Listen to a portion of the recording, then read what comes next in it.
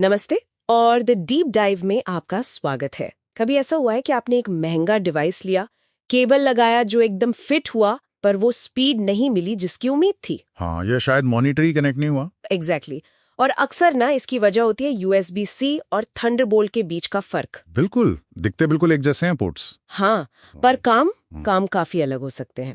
हमारे पास कुछ अच्छे सोर्सेज हैं जो इसकी डिटेल में जाते हैं, तो आज इसी को डिकोड करते हैं, है ना? जरूर, मिशन यही है कि ये कंफ्यूजन खत्म करें और समझें कि ये पोर्ट्स असल में क्या-क्या कर सकते हैं। अच्छा। और देखिए, सबसे बड़ी बात, एक है फिजिकल कनेक्टर USB-C और दूसरा है प्रोटोकॉल थंडरबोल्ट जो उसी कनेक्टर को इस्तेमाल करता है। यहीं से सारी गड़बड़ शुरू होती है। अच्छा, तो पहले USB-C की बात करते हैं। ये वो छोटा सा ओवल शेप वाला पोर्ट है? हाँ, 24 पिन वाला, जिसे उल्टा सीधा कैसे भी लगाओ लग जाता है। ये बहुत बढ़िया बात है इसकी। हाँ, वो तो है। 2014 के आसपास आया था ना ये, पुराने USB पोर्ट्स को रिप्लेस करने के लिए। हाँ बिल्कुल। और ये 3 मुख्य काम कर सकता है: डेटा ट्रांसफर, पावर डिलीवरी मतलब चार्जिंग, ओके। और वीडियो आउटपुट भी। तो मतलब डेटा के लिए स्पीड कितनी? USB 3.2 से? हाँ, USB 3.2 Gen 2X2 तक अगर सपोर्ट हो तो 20 Gbps तक जा सकती है स्पीड। 20 Gbps, ठीक है। और चार्जिंग, वो लैपटॉप वगैरह के लिए? उसके लिए है USB पावर डिलीवरी, ओके। मतलब USB PD। ये पहले 100 वॉट तक था, अब नए वाले स्पेसिफिकेशन में 240 वॉट तक भी जा सकता है। तो हाँ, लैपटॉप आराम से चार्ज होते हैं। और video? Display port alt mode होता है, ओके। उससे सीधे मॉनिटर कनेक्ट हो जाता है। लेकिन यही एक पेच है। पेज क्या मतलब? मतलब ये कि USB-C पोर्ट एक तरह का खाली बर्तन है।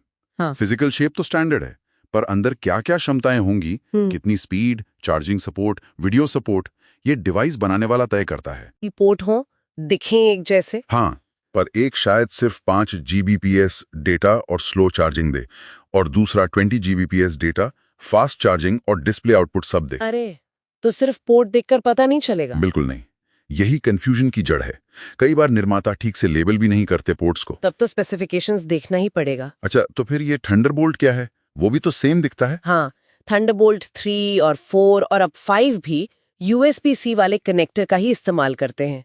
लेकिन थंडरबोल्ट कनेक्टर नहीं, बल्कि एक हाई परफॉर्मेंस प्रोटोकॉल है, इंटेल ने डेवलप किया है। प्रोटोकॉल मतलब वो नियम जो तय करते हैं कि डेटा कैसे जाएगा। हाँ, समझिए ये USB-C पोर्ट का एक सुपर अपग्रेडेड वर्जन है। इसके लिए डिवाइस में एक खास थंडरबोल्ट कंट्रोलर चिप भी चाहिए होती है। Super upgraded? कितना? स्पीड में क्या फर्क आता है? जबरदस्त फर्क। जहां USB-C मैक्सिमम 20 Gbps तक गया, USB 3.2 Gen 2X2, वहीं थंडरबोल्ट 3 और 4 सीधे 40 Gbps देते हैं। डबल? हाँ, डबल। और नया थंडरबोल्ट 5 तो 80 Gbps तक जाएगा, और एक मोड में 120 Gbps भी। बाप रे, 120 Gbps? जी, और सिर्फ स्पीड नहीं, एक थंडरबोल्ट पोर्ट से आप 2 4K मॉनिटर चला सकते हैं या एक 8K मॉनिटर। एक ही पोर्ट से? हाँ, और डेजी चेनिंग भी सपोर्ट करता है।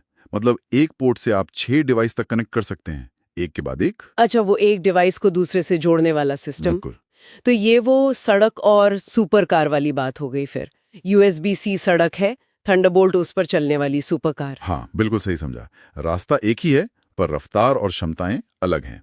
तो क्या मैं थंडरबोल्ट केबल को किसी भी USB-C पोर्ट में लगा सकती हूँ या उल्टा? हाँ, लगा सकते हैं। फिजिकली तो फिट हो जाएगा, लेकिन परफॉर्मेंस वही मिलेगी जो सबसे कमजोर लिंक सपोर्ट करेगा। मतलब अगर थंडरबोल्ट केबल को सादे USB-C पोर्ट में लगाया तो स्पीड USB-C वाली ही मिलेगी, और अगर USB-C केबल को थंडरबोल्ट पोर्ट में लगाया तब भी स्पीड कम वाली ही रहेगी। अच्छा, तो पूरी 40 Gbps स्पीड के लिए? उसके लिए आपका कंप्यूटर या लैपटॉप, केबल और जो डिवाइस कनेक्ट कर रहे हैं, जैसे एक्सटर्नल SSD या डॉकिंग स्टेशन, तीनों का थंडरबोल्ट सर्टिफाइड होना जरूरी है। और इसकी पहचान कैसे करें? अक्सर थंडरबोल्ट के पास एक बिजली के निशान, लाइटनिंग बोल्ट बना होता है, पर सबसे पक्का तरीका है डिवाइस के स्पेसिफिकेशंस चेक करना। ठीक है, तो फिर आम यूजर के लिए क्या सलाह है? किसे थंडरबोल्ट की जरूरत है असल में? देखिए, अगर रोजमर्रा के काम है, फोन चार्ज करना है, पेन ड्राइव लगानी है, या शायद एक स्टैंडर्ड मॉनिटर जोड़ना है, तो ज्यादातर अच्छे USB-C पोर्ट्स काफी हैं। लेकिन अगर कोई प्रोफेशनल वीडियोग्राफर है जिसे टेराबाइट्स में डेटा रोज ट्रांसफर करना है, हाँ, या मल्टी मॉनिटर सेटअप चाहिए हाई रेजोल्यूशन वाला, बिल्कुल। या फिर गेमर्स या एडिटर्स जिन्हें एक्सटर्नल जीपीयू यानी ई जीपीयू लगाना है। अच्छा, हाँ, eGPU के लिए तो बहुत बैंडविड्थ चाहिए होती हाँ, होंगी।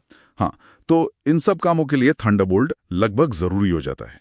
ये पावर यूजर्स और प्रोफेशनल्स के लिए ज्यादा है। और सुना है थंडरबोल्ट केबल भी महंगे होते हैं। हाँ, वो सामान्य यूएसबी-सी केबल से ज्यादा कॉम्प्लेक्स होते हैं, इसलिए महंगे होते हैं। इनमें भी 2 टाइप आते हैं, पैसिव और एक्टिव।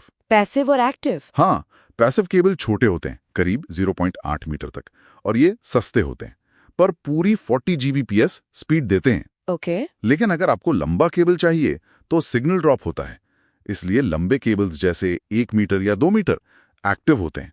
उनमें सिग्नल बूस्ट करने के लिए चिप्स लगी होती हैं। अच्छा, तभी वो ज्यादा महंगे होते होंगे। हाँ, वो काफी महंगे हो सकते हैं। समझ गई। तो निचोड़ ये है, USB-C कनेक्टर का शेप है, थंडरबोल्ट उस शेप को इस्तेमाल करने वाला एक हाई स्पीड प्रोटोकॉल है, सिर्फ पोर्ट देखकर अंदाजा नहीं लगा सकते। सही, स्पेसिफिकेशंस या वो लाइटनिंग बोल्ट का निशान देखना जरूरी है।